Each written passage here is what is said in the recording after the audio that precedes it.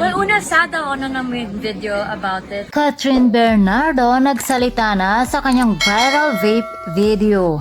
Kamakailan lamang ay naging usap-usapan sa social media ang isang video clip na kung saan ay naispatan si Catherine na nag-vape. Kaya naman sa Grand Media Conference ng kanyang pelikulang A Very Good Girl, nagbigay ng saloobin ang aktres patungkol sa isyung ito. Ayon kay Catherine, nalungkot siya na kinuhanan pa talaga siya ng video na kung saan ay makikitang bumubuga siya ng vape.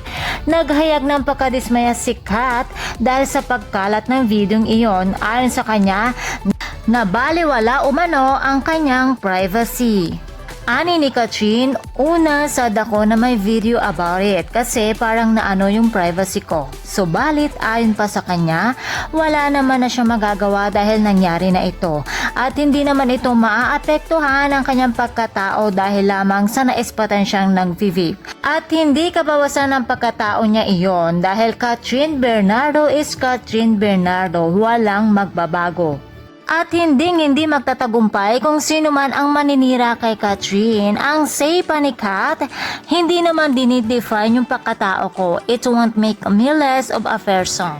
It won't make me less of a person. Nakiusap naman ng aktres na sana lamang daw ay hindi na ito mangyari ulit bilang respeto na din sa kanyang privacy. Sana it won't happen again kasi kailangan din namin sometimes yung privacy and personal space namin. Oo nga naman, tandaan natin na tao pa rin sila. Sana matuto tayong rumespeto sa konting privacy na hinihingi nila.